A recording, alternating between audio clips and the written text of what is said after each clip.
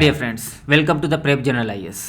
इस मंथ का सबसे इंपॉर्टेंट द हिंदू आज का है, क्योंकि बहुत सारे स्ट्रक्चरल एंड ट्रांसफॉर्मेशन चेंजेस हो रहे हैं मनरेगा में, न्यूक्लियर एनर्जी के सेक्टर में, एजुकेशन के सेक्टर में, इंश्योरेंस सेक्टर में। Then we will C India Oman relationship and how Tamil Nadu is becoming the growth engine of India. Then we will C biosecurity and biosafety concept and then after unemployment data by the periodic labour force survey. बहुत important data है economics में use करने के लिए।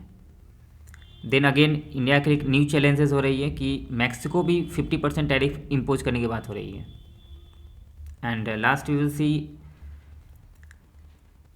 2025 ICTP price. Now starting with the first news MNREGA. ARC report, second ARC report का एक recommendation था कि employment scheme should be counter cyclical and demand responsive. This was second ARC 2008 report कि एम्प्लॉयमेंट जो स्कीम है, जो like MNREGA scheme, it is a employment scheme, counter cyclical होनी चाहिए। काउंटर साइक्लिकल मतलब कि जब भी इकोनॉमिक डाउनटर्न हो, रिसेशन की सिचुएशन हो, मार्केट में मंदी हो, जॉब लॉस की सिचुएशन हो, डिमांड कम है, उसमें मनरेगा या फिर एम्प्लॉयमेंट स्कीम्स बहुत हैंडी यूज होंगे डिमांड को क्रिएट करने में, स्पेशली द रूरल डिमांड, और रूरल डिस्ट्रेस से फाइट करने में भी बहुत हेल्पफुल होंगे। तो काउंटर साइक्लिकल होनी चाहिए। काउंटर साइक्लिकल का मतलब कि रिसेशन का सिचुएशन हो, मंदी का सिचुएशन हो, उसमें कैसे एम्प्लॉयमेंट स्कीम हेल्पफुल होगी। इसलिए employment scheme should be counter cyclical and demand responsive. एक एम्प्लॉयमेंट इकोनॉमिक सर्वे की रिपोर्ट है। MNREGA stabilises rural consumption and migration. जो भी माइग्रेशन हो रही है, इसमें मनरेगा का अचीवमेंट है, पॉजिटिव अचीवमेंट है कि रूरल से अर्बन माइग्रेशन में डेटा रिड्यूस हुआ है। इकोनॉमिक सर्वे का भी एक डेटा है जिसमें माइग्रेशन रिड्यूस करने में, फाइट करने में भी मनरेगा का इंपॉर्टेंट रोल रहा है। नेक्स्ट डेटा है कि नीति आयोग का कहना है कि रिफॉर्म नीडेड, मनरेगा में रिफॉर्म नीड है, but right based character should not be abolish, it should be maintain, it should be retain. Now क्या चेंजेस हो रहे हैं? चेंजेस हो रहे हैं पहला नाम के साथ, नेम। अब जो न्यू नेम होगा वो विकसित भारत गारंटी फॉर रोजगार Ajeevika mission. Viksit Bharat guarantee for Rozgar and Ajeevika mission, ये रिप्लेस करेगा older name Mahatma Gandhi national rural employment guarantee, rozgar employment and ajeevika livelihood. New name will be क्या होगा? Viksit Bharat guarantee for Rozgar and Ajeevika mission, new name. Second, इसमें चेंजेस और क्या, नाम के अलावा कोई और चेंजेस? हाँ, तो उसमें दूसरे चेंज हैं कि डिमांड ड्राइवन पहले था, उसको अब सप्लाई ड्राइवन होगा। पहले क्या था कि कोई भी गांव के 50 लोग गए मनरेगा में इनरोल कराने के लिए, जॉब के लिए, तो उनको काम देना ही देना है। उनके लिए फिर से एक नया वर्क खोजना पड़ेगा, काम खोजना पड़ेगा, उनको वर्क देना पड़ेगा। तो डिमांड ड्राइवन था, जितने लोग काम मांगेंगे उनको काम देना पड़ेगा। बट अब सप्लाई ड्राइवन होगा। सप्लाई ड्राइवन मतलब जितना काम की ज़रूरत है उसके मुताबिक ही हम एम्प्लॉयमेंट लेंगे। जितना उस एरिया में काम का रिक्वायरमेंट होगा, वर्क का रिक्वायरमेंट होगा गवर्नमेंट के थ्रू प्लान वे में, उतना ही प्रोपोर्शन में हम जॉब को एक्सेप्ट करेंगे, जॉब लेंगे, जॉब देंगे। तो पहले प्राइमेसी था जॉब को, अब प्राइमेसी हुआ वर्क के अकॉर्डिंग अब जॉब मिलेगा। सप्लाई ड्राइवन हो गया। एक और चेंजेस हुआ है कि पहले 100 डेज का था। मनरेगा में क्या फीचर्स था कि it will give employment to every household, सारे हाउस होल्ड जो रूरल हाउस होल्ड, उसके एडल्ट मेंबर्स अगर अनस्किल्ड लेबर फोर्स काम करना चाहते हैं तो उनको 100 डे का राइट देगा कि आपको गारंटी है कि आपको काम 100 डे साल में मिलेगा। उस 100 डे को इंक्रीज करके 125 डे कर दिया गया है। ये पॉजिटिव पॉइंट है। Earlier it was negative point. Now एक और चेंजेस हुआ है, हाँ, बजट को अब लिमिट कर दिया, लिमिटेड। पहले फ्लेक्सिबल बजट था। इसका मतलब ये हुआ कि जितना काम मांग की ज़रूरत होती थी, जितना काम बढ़ा, जैसे जैसे डिमांड इंक्रीज होगा वैसे वैसे काम बढ़ेगा, तो जितना बजट इंक्रीज होगा मे बी आज इस साल 40,000 करोड़ का काम हुआ, अगले साल 50,000 करोड़ का काम होगा। तो डिपेंड करता है कितना काम हुआ, उसे काम हुआ, कितना डिमांड था वर्क का, उसके अकॉर्डिंग बजट रिलीज़ होगा लास्ट में। अब बजट पहले ही से फिक्स है कि 40,000 का ही आपको बजट दिया जाएगा, इसी में मनरेगा का इसी में जितना होगा पेमेंट वेजेस का वर्क का लिमिटेड होगा। तो पहले फ्लेक्सिबल बजट था, अब लिमिटेड बजट हो गया। एक और चेंजेस हुआ है, चौथा चेंजेस है नेक्स्ट कि पहले ईयर राउंड सालों काम होती थी, अब सीजनल पॉज होगा, मतलब किसी टाइम पॉज किया जा सकता है। ईयर का जो प्रोविज़न था उसमें ये भी निगेटिव पॉइंट है। दूसरा कि पहले सारे एरिया में अवेलेबल था, किसी भी एरिया में मनरेगा का वर्क था, अब क्या है कि एरिया को गवर्नमेंट के थ्रू नोटिफाई किया जाएगा। अगेन निगेटिव पॉइंट कि नोटिफाई करने के बाद उस एरिया पर होगा।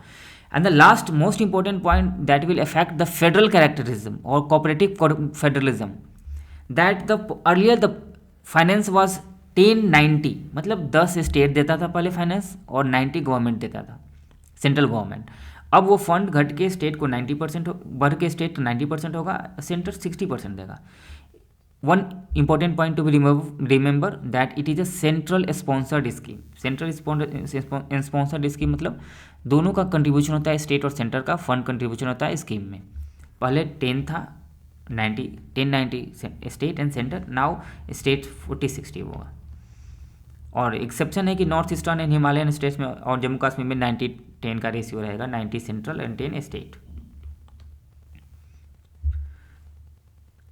अब ऑपोजिशन का क्या क्रिटिसिज्म है कि नेम महात्मा गांधी का नेम क्यों रिमूव किया जा रहा है, और फिर फाइनेंशियल बर्डन इंक्रीज होगा स्टेट का। रिसेंटली डेटा भी था कि स्टेट ऑलरेडी फाइनेंशियल बर्डन से पास कर रहा है, जीएसटी रिफॉर्म के बाद स्टेट का अपना जो खुद का रेवेन्यू था वो भी डिक्रीज हो रही है धीरे धीरे, और स्टेट का डिपेंडेंसी सेंट्रल पर इन फाइनेंशियल मैटर में बढ़ रही है।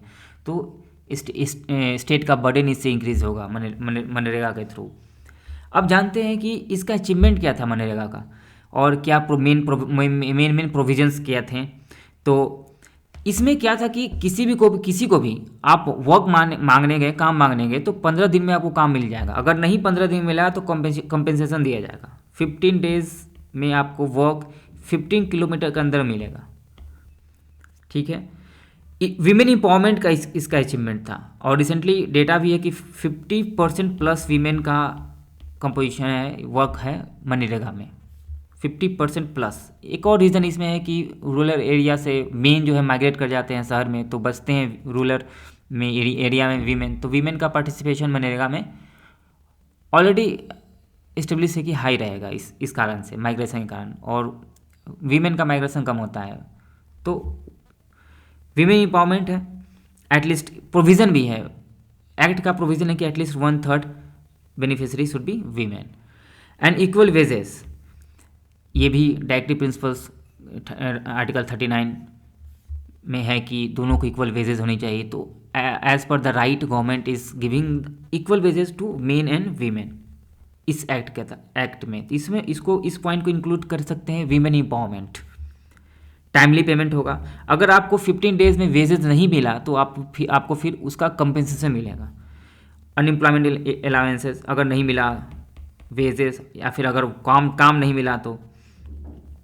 देन डिसेंट्रलाइज प्लानिंग, इसमें क्या था एक कि ग्राम सभा प्लान करेगा कि क्या क्या वर्क रिक्वायरमेंट है गांव में, तालाब खोदना है, रोड बनाना है, कोई सरपंच भवन बनाना है, पंचायत भवन का उसको रिनोवेट करना है। वैसे वैसे काम को ग्राम सभा पास करेगा ऊपर लेवल पर, हायर लेवल पर से उससे ऊपर जाएगी।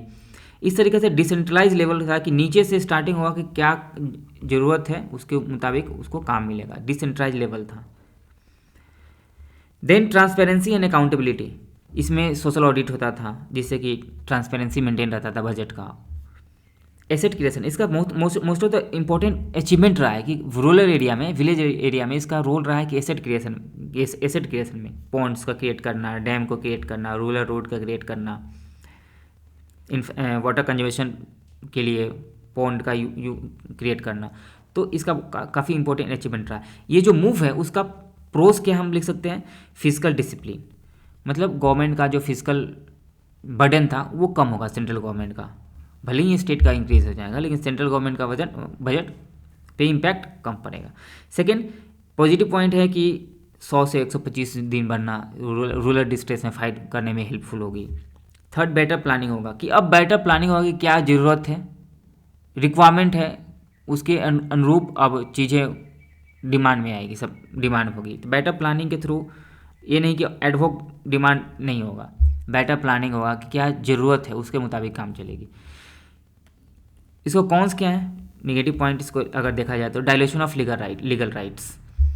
पहले राइट्स था कि आपको काम दिया है जाएगा ही दिया जाएगा, अगर आप जाएंगे तो वो डाइल्यूट हो जाएगा। क्यों? क्योंकि अगर आपका एरिया नोटिफाइड एरिया में नहीं है, उस मोमेंट में सीजनल पॉज है, तब आपको काम नहीं मिलेगा। तो वो राइट बेस्ड पहले राइट था कि आपको काम दिया जाएगा, नहीं मिला तो कंपेंसेशन मिलेगी, वो रिड्यूस होगा। First negative point. No longer a demand guarantee on demand, weakens right based welfare architecture. Exclusion risk, इससे एक्सक्लूजन होंगे, एरिया का एक्सक्लूजन होगा, कौन सा एरिया नोटिफाइड है, कौन सा एरिया नोटिफाइड नहीं है। अंडरमाइंस इनकम सिक्योरिटी, तो रूरल एरिया में रूरल डिस्ट्रेस जिससे फाइट कर रही थी वो इंक्रीज़ होगा, रूरल डिस्ट्रेस को इम्पैक्ट करेगा। सुप्रीम कोर्ट का भी एक आर्टिकल नोट डाउन कर सकते हैं कि सुप्रीम कोर्ट का कहना है स्वराज अभियान केस में कि MNREGA was a crucial safety net during distress, specially during covid situation में काफ़ी इंपॉर्टेंट रोल निभाया था।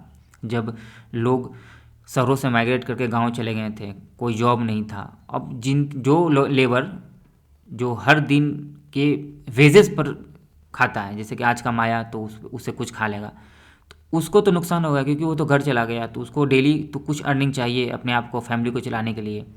उस केस में उसके लिए मनरेगा काफ़ी हेल्पफुल बना था और वो बहुत सारे रूरल एरिया में जो डिस्ट्रेस पीपल थे उनको हेल्प प्रोवाइड किया था।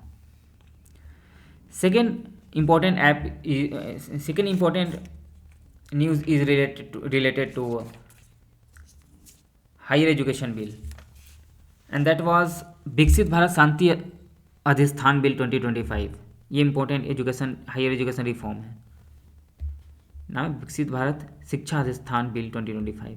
इसका मेन पर्पस है कि हायर एजुकेशन को रिफॉर्म करें, क्वालिटी इम्प्रूव हो रिसर्च का, एजुकेशन का, और हमारा जो यूनिवर्सिटीज़ है, कॉलेजेस है, वो भी रैंकिंग में, वर्ल्ड रैंकिंग में टॉप पे आए।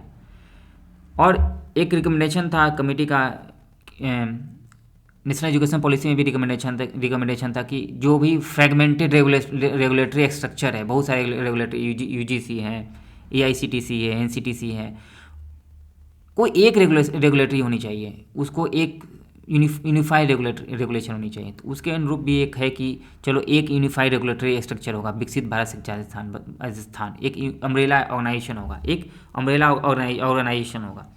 इसमें और चेंजेस हैं कि ये तो एक घर है, इसमें 3 कमरे होंगे, इस पूरा घर में 3 कमरे होंगे। पहला कमरा होगा विकसित भारत विनियम परिषद, मतलब ये रेगुलेशन के डिपार्टमेंट को देखेगा। फिर विकसित भारत गुणवत्ता परिषद, ये देखेगा कि आपका स्टैंडर्ड क्या है, क्वालिटी क्या है, उसके अनुरूप एक्रेडिटेशन देगा, मान्यता देगा। फिर विकसित भारत मानक परिषद, ये तय करेगा कि आपका स्टैंडर्ड होनी चाहिए क्या, क्वालिटी करिकुलम स्टैंडर्ड होनी चाहिए क्या, रिसर्च का क्या स्टैंडर्ड होनी चाहिए, कॉलेजेस का क्या, इंफ्रास्ट्रक्चर का क्या स्टैंडर्ड होनी चाहिए, किस टाइप का स्ट्रक्चर होनी चाहिए। तो ये सारी चीज़ों में देखेगा। ये घर की तरह पूरा घर का नाम हुआ विकसित भारत शिक्षा अधिनियम 2025। इसमें 3 कमरे हैं, एक विनियम रेगुलेशन के लिए, एक गुणवत्ता के लिए, एक एक्रेडिटेशन के लिए, एक मानक स्टैंडर्ड तय करने के लिए। दूसरी इसमें प्रोविजन क्या है कि पहले जो भी यूजीसी, एआईसीटीई या एनसीटी काम करती थी, अब वो सारा काम ये करेगा। मेन इसका एक कंसर्न है कि यूजीसी पहले ग्रांट बेस्ड लोन प्रोवाइड करती थी कॉलेजेस यूनिवर्सिटीज़ को, लेकिन अब वो जो ग्रांट्स है वो मिनिस्ट्री ऑफ एजुकेशन देगा। तो एक तरीक़ा से इसके पास कोई ग्रांट्स देने के लिए कोई फंड तो है नहीं। इस तरीक़ा से एक टूथलेस बॉडी बन जाएगा। टूथलेस मतलब कि मुंह तो है लेकिन चबाने के लिए दांत नहीं है, मतलब फंड नहीं है। Fund provision is a very very strength बहुत पावरफुल टूल है कि किसी को भी आप अपनी बातों को मनवाने का तरीका है कि आप उस कॉलेज के पर अपना बात मनवाना चाहते हैं तो फंड रोक दें, फंड दें।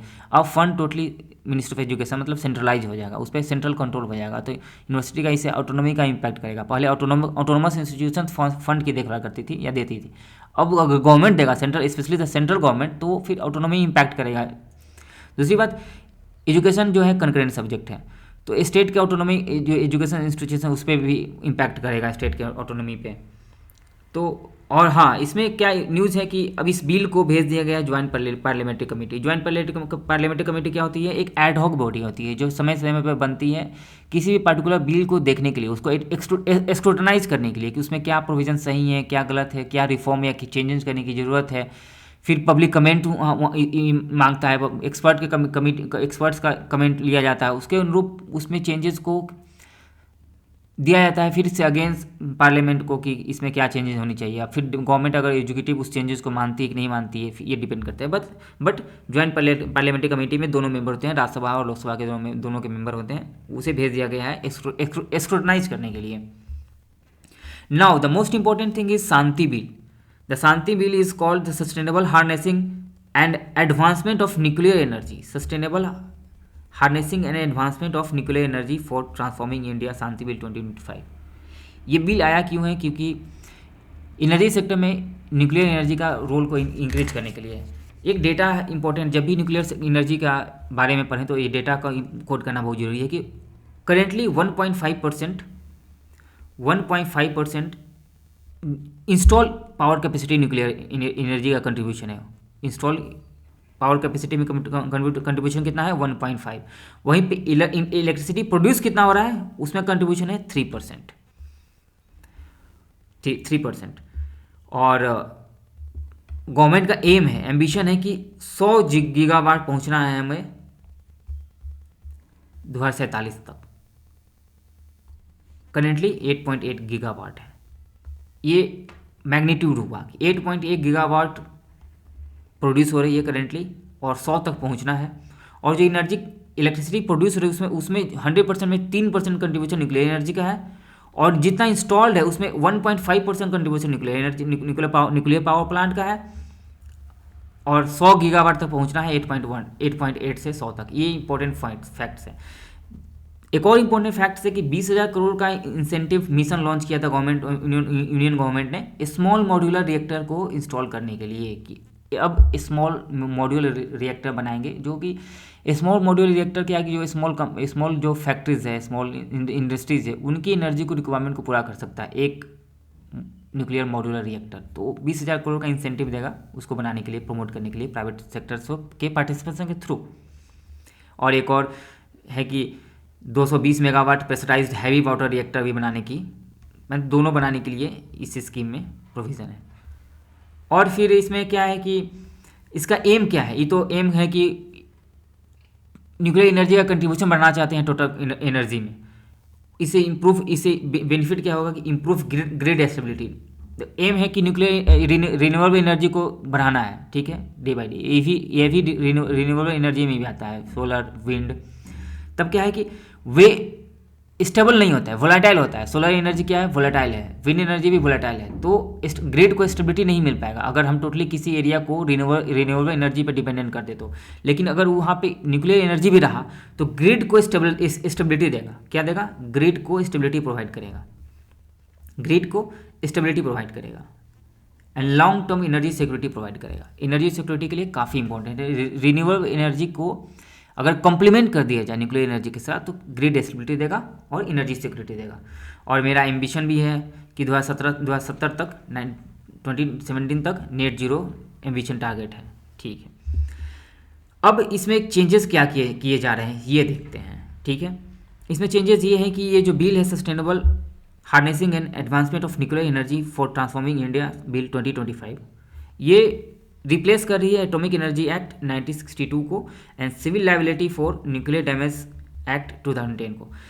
एटॉमिक एनर्जी एक्ट 1962 में क्या हुआ था कि मोनोपोली दिया हुआ है न्यूक्लियर पावर प्लांट को टोटली, कि आप nuclear power corporation of India he handle कर सकता है। एक बॉडी है nuclear power corporation of India, इसके पास मोनोपोली है, जितने भी न्यूक्लियर पावर प्लांट है उसको सिक्योरिटी, ऑपरेशन, मैनेजमेंट, सारे का मोनोपोली, सारा देखभाल का जिम्मा न्यूक्लियर पावर कॉरपोरेशन के पास था। इस एक्ट के थ्रू उसे रिप्लेस कर उसे हटा दिया जाएगा कि अब प्राइवेट पार्टिसिपेशन इसमें इन्वॉल्व हो जाएगा, कि प्राइवेट बॉडी को भी हम इसमें एंट्री दे रहे हैं। सेकेंड इसमें क्या है कि civil liability for nuclear damage act, वो क्या, उसका काम क्या था कि रिस्ट्रिक्ट कर रहा था कि आपको क्लेम, पहले था लिमिटेड था कि आपको लायबिलिटी लेना पड़ेगा किसी भी अगर घटना, जैसे यूएसए का कोई कंपनी है, वो इन्वेस्टमेंट करके न्यूक्लियर पावर प्लांट बनाया कहीं इंडिया के किसी स्टेट में, वहाँ एक्सीडेंट हो गया, तो पहले प्रोविज़न था कि अगर आप इन्वेस्टमेंट किए हो, आपका इक्विपमेंट्स है, तो अगर एक्सीडेंट होता है तो आपको लायबिलिटी लेना पड़ेगा और आपको कंपेंसेशन देनी पड़ेगी। ये प्रोविज़न इसके तहत इसमें था। उसको रिस्ट्रिक्ट, वो जो कंपेंसेशन था लायबिलिटी, उसको रिमूव कर दिया जाएगा न्यू बिल में, और केवल 1 करोड़ का सीवियर ब्रीच पर पेनाल्टी है। तो ये निगेटिव पॉइंट हुआ। न्यू प्रोविजंस में बस 1 करोड़ का पेनल्टी होगा अगर सीवियर ब्रीच, सेफ्टी ब्रीच होगा तो, और जो लायबिलिटी था लेने का प्रोविज़न वो उसे रिमूव कर दिया जाएगा। इसका प्रोज एंड कॉन्स देखते हैं कि हाँ, वन मोर इम्पोर्टेंट पॉइंट कि आप अगर किसी भी सेक्टर को प्राइवेट बॉडी के लिए ओपन करते हैं तो मोस्ट इंपॉर्टेंट थिंग कि रेगुलेशन आपको इम्प्रूव करना पड़ेगा, क्योंकि प्राइवेट सेक्टर रेगुलेशन के बिना फिर वो प्रॉफिट मोटिव होता है, वो फिर सेफ्टी पे ध्यान नहीं देगा या फिर सेफ्टी ब्रीच को बार बार तोड़ेगा, उसको फॉलो नहीं करेगा रूल्स रेगुलेशन को। तो regulation is very important, regulatory body very important. एक रेगुलेटरी बॉडी बनेगा, एटॉमिक एनर्जी रेगुलेटरी बॉडी इसका नाम होगा। उसको स्टैट्यूटरी बैकिंग मिलेगा, उसको लॉ के थ्रू उसको लीगल प्रोविजन दिया जाएगा, legal backing to atomic energy regulatory board for the better regulation of this entire sector, entire privatisation of the nuclear sector. इसमें प्रॉफिट एनर्जी सिक्योरिटी मिलेगा, रिन्यूएबल एनर्जी को grid stability मिलेगा। Cons इसके क्या है, इस मूव के जो कॉन्स मतलब क्या निगेटिव पॉइंट्स से क्या हो सकते हैं? Dilution of liability and public safety, liability को आप तो डाइल्यूट कर दी हैं, पब्लिक सेफ्टी फी इससे इम्पैक्ट करेगा। केवल 1 करोड़ का सीरियस ब्रीच के लिए फाइन है। Risk is socialised and profit is privatise. Risk होगा तो उसका उस एरिया का पूरा biodiversity, human loss, land loss पूरा होगा, लेकिन अगर प्रॉफिट जा रही है तो कंपनी को ही होगी। तो ये this is a negative point. कौन से रेगुलेटरी कैपेसिटी, ये कंसर्न है कि जो रेगुलेटरी बॉडी बनेगा एटॉमिक एनर्जी रेगुलेटरी बोर्ड, उसके पास क्या इतना पावर होगा कि इतने बड़े बड़े प्राइवेट सेक्टर को रेगुलेट कर सके। तो वही कि रिस्क ऑफ रेगुलेटरी कैप्चर, उस रेगुलेटरी कैप्चर का मतलब कि उस बॉडी पे आप उस बॉडी को कैप्चर कर लेना, उसके बातों को नहीं मानना या उसकी बातों उसमें अपना इंटरफेरेंस दिखाना। तो क्या ये ऑटोनोमस बॉडी होगा? क्या इस पे एग्जीक्यूटिव का कंट्रोल होगा? सपोज कोई इंडस्ट्रीज थ्रू एमपी या एमएलए इसकी बातों को नहीं मानते हैं, इससे अपनी बातों को मनवाते हैं, तो रेगुलेटरी कैप्चर हो गया। रेगुलेशन को फॉलो नहीं करना। नेशनल सिक्योरिटी इम्प्लीकेशन इससे हो सकती है। अगर पाकिस्तान का कोई मिसाइल डायरेक्टली किसी भी न्यूक्लियर पावर प्लांट्स पे हो तो उसमें सिक्योरिटी का भी कंसर्न है कि उसको हर जहाँ न्यूक्लियर पावर प्लांट हो वहाँ पे एक सिक्योरिटी प्रोविज़न रखें। इन्वायरमेंटल रिस्क होगा, अगर रिस्क होता है न्यूक्लियर रेडिएशन का जो लीक होता है वो वाटर, सॉइल, एयर हर जगह पॉल्यूशन क्रिएट कर सकता है। लैंड एक्विजिशन कहाँ का प्रॉब्लम आ सकती है। और जो पब्लिक अपोजिशन ये प्लांट्स है, जहाँ पर प्लांट बनेगा उसके आसपास के जो लोग होते हैं वो अपोज कर सकते हैं कि हम नहीं चाहते कि मेरे एरिया में या फिर 10-20 किलोमीटर में न्यूक्लियर पावर प्लांट बने। ये डर होता है। Disaster management readiness of the state का डिजास्टर मैनेजमेंट रेडीनेस इंप्रूव होगा। किसी भी स्टेट में बनेगा तो उसको कंटिन्यूसली प्रिपेयर रहना पड़ेगा किसी भी डिजास्टर के लिए, न्यूक्लियर डिजास्टर के लिए। इकोनॉमिक सर्वे का एक है कि nuclear energy necessary for decarbonisation and grid stability. ये इंपॉर्टेंट है कि इकोनॉमिक सर्वे का बोल रहा है कि जरूरी है, नेसेसरी है for decarbonisation and grid stability. Complement करेगा, ये रिन्यूएबल एनर्जी को कंप्लीमेंट करेगा डिकार्बनाइजेशन के लिए, ग्रिड स्टेबिलिटी दोनों में कंप्लीमेंट्री है। देखो जरूरी तो है, अब क्या है, कोई भी फ्यूचरिस्टिक टेक्नोलॉजी का हम निगेट नहीं कर सकते हैं, उसकी इंपॉर्टेंस है, ठीक है। बट फ्यूचरिस्टिक में या कंक्लूजन में ये दे सकते हैं कि ठीक है उस टेक्नोलॉजी का इंपॉर्टेंस है, बट रेगुलेशन प्रॉपर होनी चाहिए, रेगुलेटरी स्ट्रेंथन होनी चाहिए पहली। दूसरी बात कि पब्लिक ऑडिट होनी चाहिए उस एरिया में और उस इंडस्ट्रीज़ के साथ, पब्लिक पार्टिसिपेशन होनी चाहिए कि क्या सेफ्टी प्रिकॉशंस फॉलो हो रहे हैं, सेफ्टी नॉर्म्स की फॉलो हो रही है या नहीं हो रही है। और डिजास्टर मैनेजमेंट रेडीनेस इंप्रूव होनी चाहिए। और जो रस एरिया है, जो पॉपुलेटेड एरिया है, वहाँ से दूर होनी चाहिए। कुछ चीज़ें वे फॉरवर्ड के रूप में यूज़ कर सकते हैं। नेक्स्ट जस्ट डेटा की ट्रेड डेफिसिट इस मंथ का जो है रिड्यूस हुआ है। उसका रीज़न क्या है कि हम कम मर्केंटाइज का जो इंपोर्ट हुआ है कम हुआ है, और जो मर्केंटाइज एक्सपोर्ट हुआ है इंक्रीज हुआ है। दिस जस्ट इकोनॉमिक डेटा की आपको याद रखना है कि इस मंथ का ट्रेड डिफिसिट कम आया, इट्स गुड न्यूज़। हम ज़्यादा एक्सपोर्ट कर रहे हैं, कम इंपोर्ट किए हैं, this is also a good news. Next important editorial is कि इसका मेन कंक्लूजन क्या है ना, कि इस एडिटोरियल का बैकग्राउंड क्या है कि Tamil Nadu versus governor of Tamil Nadu, state of Tamil Nadu versus governor of Tamil Nadu का जो जजमेंट था, उसमें गवर्नर के लिए टाइम लिमिट सेट किया था कि आपको किसी भी बिल को सेंड करना है 3 मंथ के अंडर में टाइम। लेकिन वो इस लिमिट को, जो प्रेसिडेंशियल डिफरेंस केस हुआ उसमें इसके रिवर्स कर दिया गया कि नहीं, we can not set a time limit on the constitutional authority, governor, speaker और प्रेसिडेंट।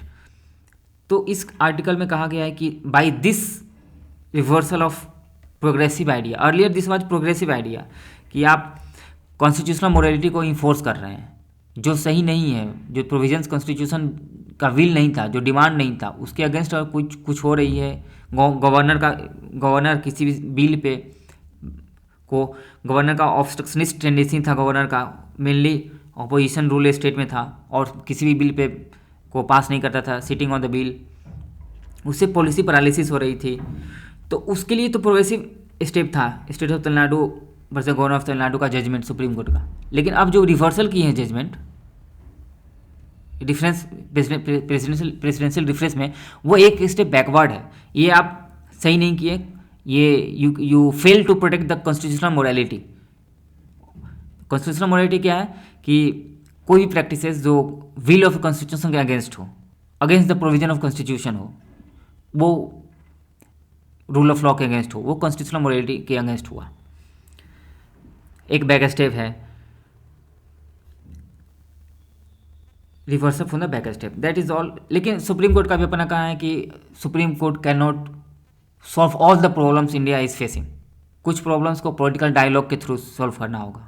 कॉमन कॉज केस 2008 को आप कोट कर सकते हैं कि supreme court has limitation, separation of power has to be maintained, institutional integrity has to be maintained, supreme court cannot do anything, it has limitation in the field of expert ये हर field का expert नहीं है, और separation power को भी maintain करना, तो उसकी अपनी लिमिटेशंस हैं। अगेन मोस्ट इंपॉर्टेंट आर्टिकल की our prime minister is visiting to visit Oman जा रहे हैं। तो सबसे पहले ओमान का लोकेशन को देखते हैं, क्या है ओमान का location. Oman, this is Yemen, इससे कंफ्यूज नहीं होना, ये जो भी कॉन्फ्लिक्ट एरिया है, वॉर का एरिया येमेन है, लेकिन ये ओमान पीसफुल एरिया है। और ओमान पीसफुल एरिया, दूसरी बात, ओमान इंडिया का एक फ्रेंडली कंट्री है, वेरी फ्रेंडली कंट्री है। ओमान का जो डकम पोर्ट है इंडिया का मिलिट्री के अंडर में आता है। सबसे इंपॉर्टेंट इसमें देखा जाता है, एग्जाम में पूछा जाता है कि मुसद्दम पेनिनसुला जो ओमान का पार्ट है, पूछा जाता है कि स्टेट हॉर्मोस किसके बीच में है। तो नॉर्मली कंफ्यूज करने के लिए एग्जामिनर पूछता है कि यूएई और ईरान के बीच में है, लेकिन एग्जाम आंसर आता है ओमान और ईरान के बीच में, क्योंकि ओमान का जो एरिया है, दिस एरिया मुसद्दम पेनिनसुला, उसके बीच में पेनिनसुला यहाँ पे है, स्टेट हॉर्मोस है, इसके बीच में है, ओमान और ईरान के बीच में। ये इंपॉर्टेंट पॉइंट है। मुस्कट इसका कैपिटल है ओमान का, गल्फ मुसायरा। ये मसीरा आइलैंड वेरी इंपॉर्टेंट, ये खाली आइलैंड है, इसमें कोई रहता नहीं है, लेकिन बायोडाइवर्सिटी के लिए बहुत इंपॉर्टेंट है, rich in biodiversity Masirah island. Then हाँ, now will see the relationship. India का एक गेटवे के रूप वेस्ट एशिया के कुछ 4 से 5 पॉइंट लेंगे जो अगर मेंस में इंपॉर्टेंट, प्रीलिम्स के लिए इंपॉर्टेंट तो ये हो जाएगा। मेंस के लिए इंपॉर्टेंट यहाँ से 4 से 5 पॉइंट लेते हैं। बैलेंसिंग एक्ट, जब भी वेस्ट एशिया में एम्बिवेलेंट का सिचुएशन था, वेस्ट एशियाई कंट्री कंफ्यूज थे कि पाकिस्तान को सपोर्ट करें कि इंडिया को सपोर्ट करें, उस समय ओमान जो है सॉफ्ट एंड सपोर्टिव स्टेप रखा था इंडिया के लिए। Oman was soft and supportive of both India and Pakistan. और उसका फॉरेन पॉलिसी था मॉडरेशन एंड मीडिएशन था, मतलब दोनों से दोस्ती रखेंगे, इंडिया को भी सपोर्ट करेंगे, इंडिया से भी दोस्ती रखेंगे। इस तरीक़ा से हम बोल सकते हैं कि Oman was a long reliable and stable partner amid West Asia volatility, कभी इंडिया के अगेंस्ट नहीं गया। और Oman can be gateway of the West Asia. Okay, important fact, a strategic partnership agreement was signed in 2008 and it was invited as a guest nation in G20 presidency and military। ये तो हो गया strategic relationship में। Geo strategic में हो गया ये।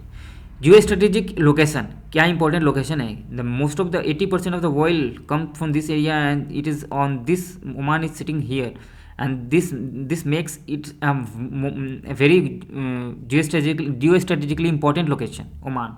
तो जियो स्ट्रेटेजिकली इंपॉर्टेंट है।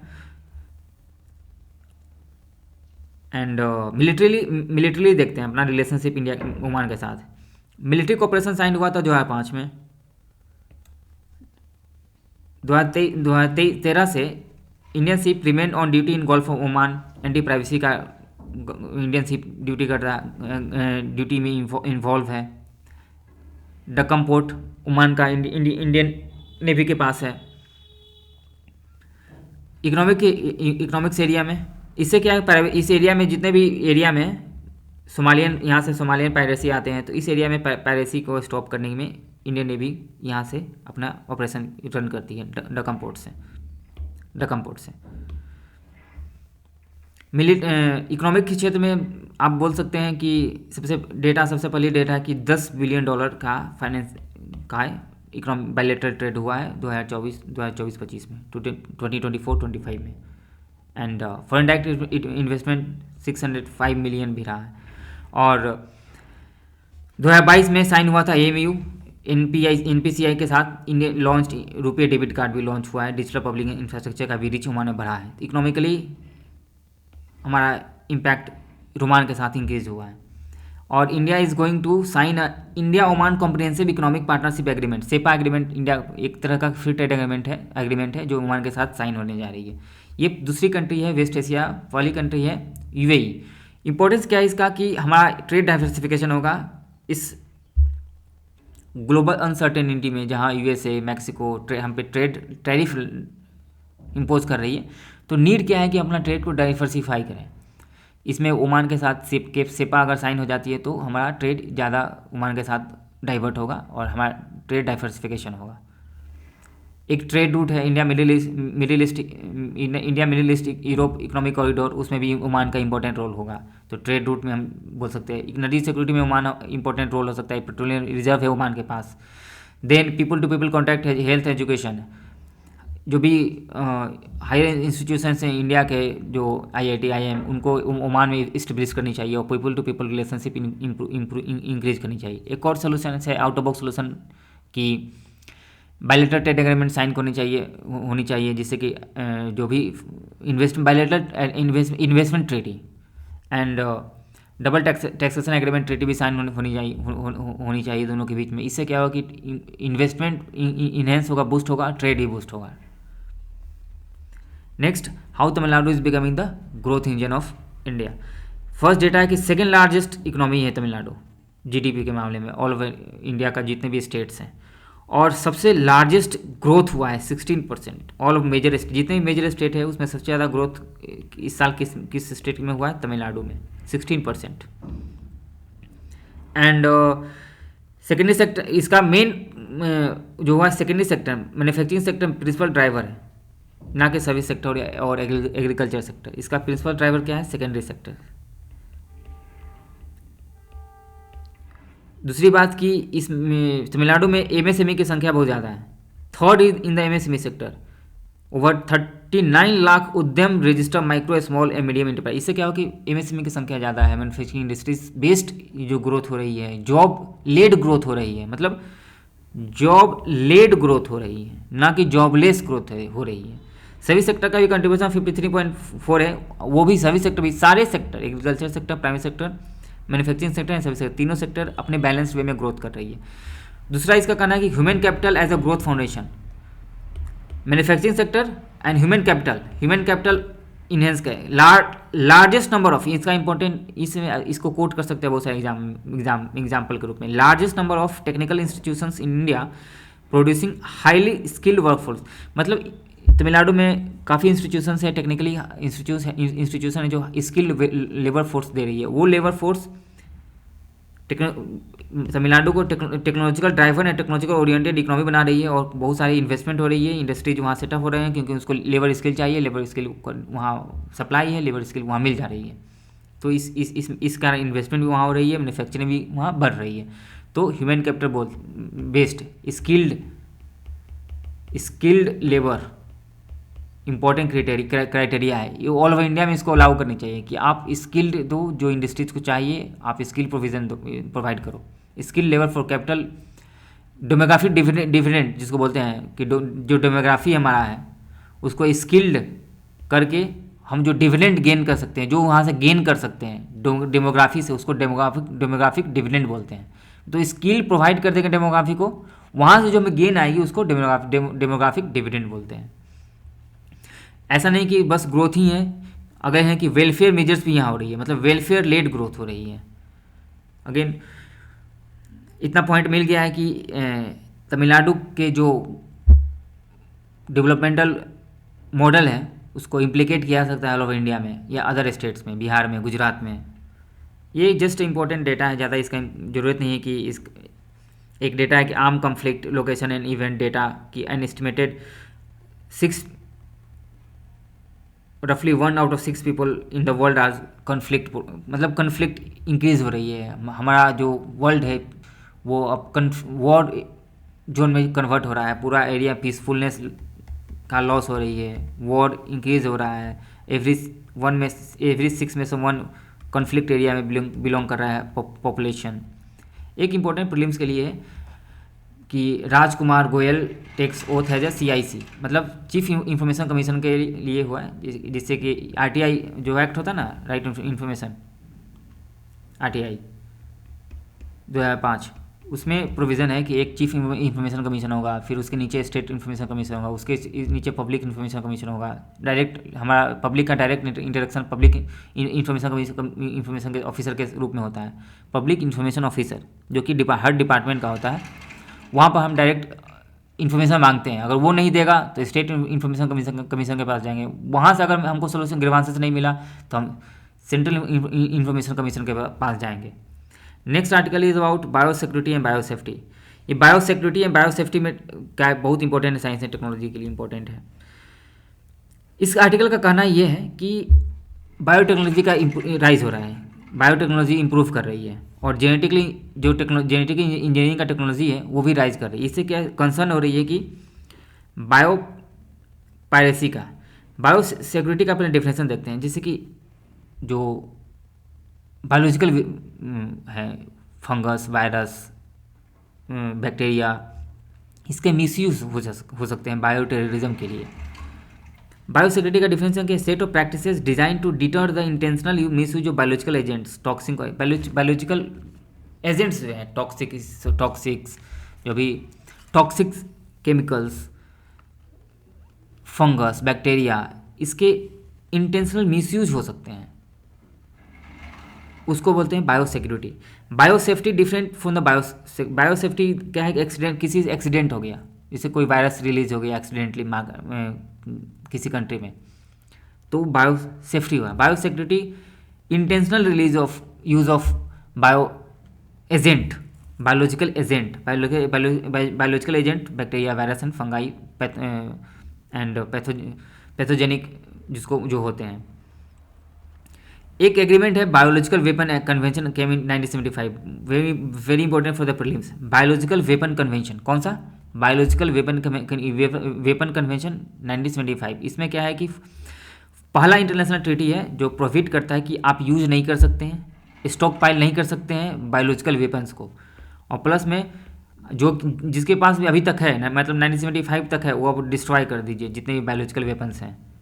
ये बहुत इंपॉर्टेंट एग्रीमेंट था। लेकिन इसका मेन एक कंसर्निंग है, लिमिटेशन है कि वेरिफिकेशन के लिए कोई इसका प्रॉपर मैकेनिज्म नहीं है, इन्फॉर्मेशन के लिए कोई मैकेनिज्म नहीं, कि इन्फोर्स कराने का कोई मैकेनिज्म नहीं, इसलिए इसका वीकनेस है बायोलॉजिकल वेपन कन्वेंशन का। नेक्स्ट बोल रहा है कि India is very vulnerable to the bio security.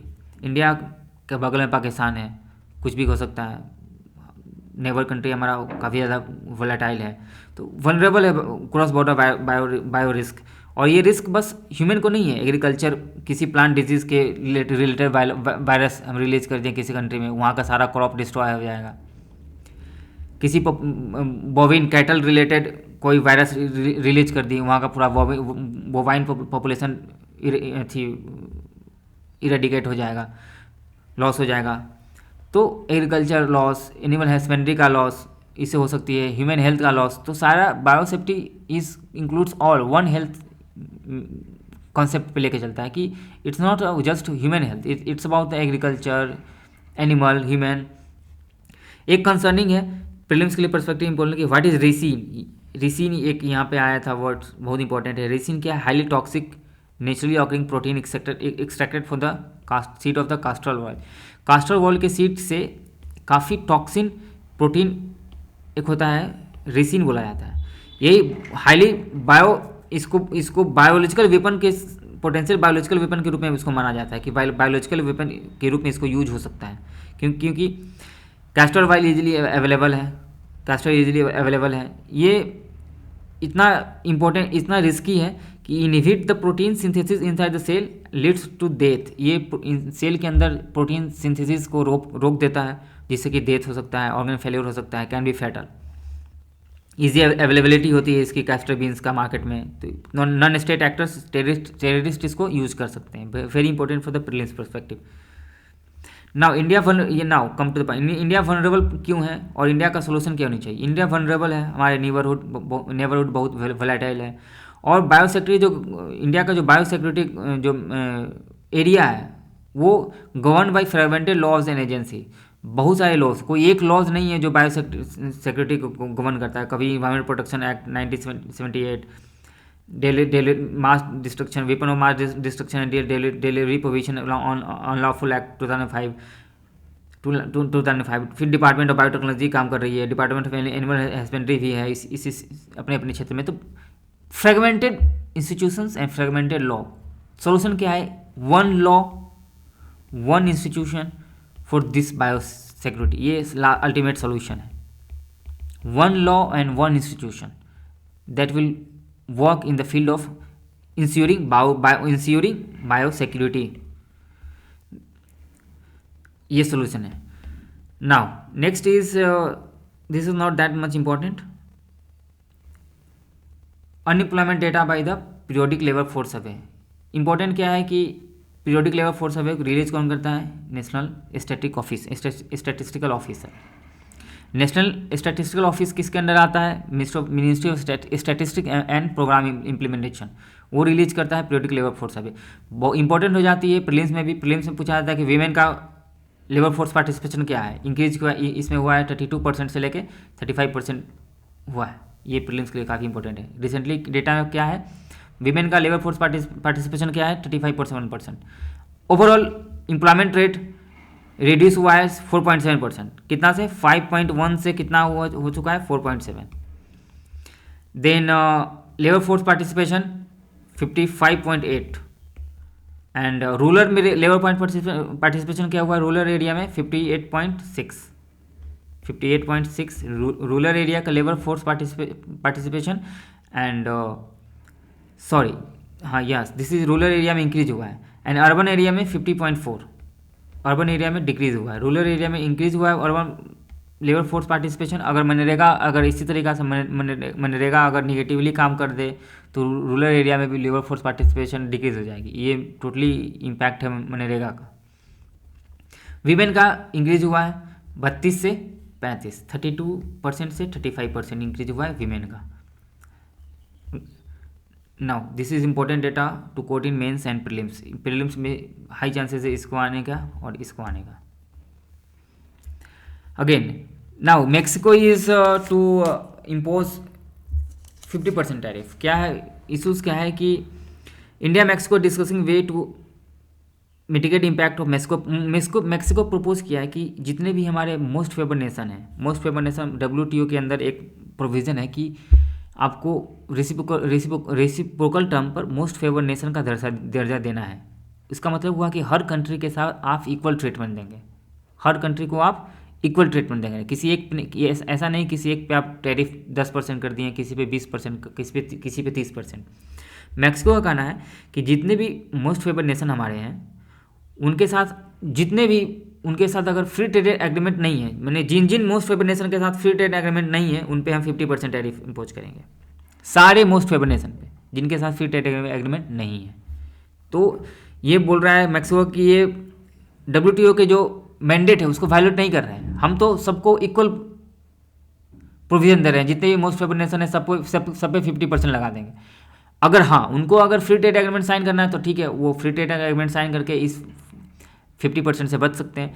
This is a violation. India भी इसके अगेंस्ट नहीं जा सकता है WTO के पास। क्यों? क्योंकि WTO ऑलरेडी इंस्टॉल्ड है, उसका अपीलेट बॉडी डिफंक्शनल है, क्योंकि USA उसके जो अपॉइंटमेंट उसको रोक करके रखा है। इसके अपॉइंटमेंट के लिए जितने भी मेंबर्स हैं सबको कंसेंसस के तौर पे आना पड़ेगा। अपना कंसेंसस रोके हुए USA, इसलिए अपॉइंटमेंट रुका हुआ है WTO का। इसके कारण उसका अपीलेट बॉडी डिफंक्शनल है। WTO इंडिया जा भी नहीं सकता है क्योंकि डिफंक्शनल है। ठीक है, इस केस में इंडिया क्या है कि ठीक है जितना जल्दी हो सके आप फ्री ट्रेड एग्रीमेंट कर लें, और अभी के लिए प्रेफरेंशियल ट्रेड एग्रीमेंट साइन कर लेते हैं। क्या? अभी के लिए प्रेफरेंशियल ट्रेड एग्रीमेंट साइन कर लेते हैं। कौन? प्रेफरेंशियल ट्रेड एग्रीमेंट साइन कर लेंगे तो ये इससे बच जाएंगे, नहीं तो हमारा $2 बिलियन का एक्सपोर्ट इम्पैक्ट करेगा। $2 बिलियन का एक्सपोर्ट इम्पैक्ट करेगा। ये इंपॉर्टेंट देखते हैं। प्रेफरेंशियल ट्रेड एग्रीमेंट साइन हो जाए तो फिर मैक्सिको का जो 50% टैरिफ है इम्पोज करने का, उससे हम बच सकते हैं। इसमें है कि India USA is very close to deal, ये चलता रहेगा। नेक्स्ट एक बिल आने वाली है जो 74% इंश्योरेंस में FDI की लिमिट है उसको इंक्रीज करके 100% लिमिट इंक्रीज कर दिया जाएगा। नेक्स्ट इज़ यूक्रेन रसिया की डिमांड है कि हमको डॉनबास एरिया चाहिए। यूक्रेन बोल रहा है कि नहीं डॉनबास नहीं देंगे। This is the conflict. Luhansk Donbas area location को याद रखना है एग्जाम के लिए। लुहांस एंड डोनेट्स्क ये दोनों कंप्राइज करते हैं डॉनबास एरिया के सारे पोर्शन रसिया के पास है, और रसिया की डिमांड है कि ये पूरा एरिया हमें चाहिए, तो हम सीज फायर के लिए राज़ी हैं। यूक्रेन बोल रहा है कि नहीं एरिया को हम नहीं देंगे। हाँ, पहले जो मेरा जो नेटो में शामिल होने का जो एम्बिशन था, इच्छा था, विल था, उसे हम वापस लेते हैं, नेटो में शामिल नहीं होंगे। देखते हैं इसका क्या होता है। Last is 2025 ICTP prize. ये प्राइज़ क्या है? रिसेंटली 2025 का ICTP प्राइज़ टाइटस चंद्रा को मिला है ITC मद्रास, एंड सिद्धांति रॉय को मिला है international centre for theoretical science Bangalore के। इनको मिला है प्राइज़। ये प्राइज़ है क्या? सबसे पहले तो देखें कि international centre for theoretical physics इसको बोलते हैं ICTP। वो इसे ये कहाँ लोकेटेड है? इटली में। इसे स्टेब्लिश फाउंड किया गया था 1964 में पाकिस्तानी नोबेल लॉरेट मोहम्मद अब्दुल सलाम के द्वारा इसे फाउंड किया गया था। एनुअल फंक्शन है ये, हर साल दिया जाता है। 1942 से हर साल दिया जाता है। यंग साइंटिस्ट, ये बहुत वेरी इंपॉर्टेंट है, UPSC में पूछा सकता है सेकेंड ऑप्शन ग्रुप में। 1982 annual fair young scientist from developed countries, and ICTP was founded by the Pakistan physicist and Nobel laureate Abdul Salam in 1964 to support scientists for the developing countries। ये भी important है, Italy में है। और एक और important कि operate under the tripartite agreement between the Italian government, UNESCO and the international atomic energy agency. ये तीनों के tripartite agreement founded in 1964, Pakistani Nobel laureate Mohammad Abdul Salam, and based in Italy. It is annual prize since 1982. Young scientists from the developing countries. This 2025 में मिला है चंद्रा जी और रॉय को। Titas Chandra IIT Madras के, और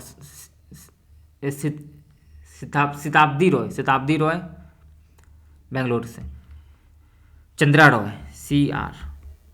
okay, that's for all today. Thank you. Do like, share and subscribe, comment.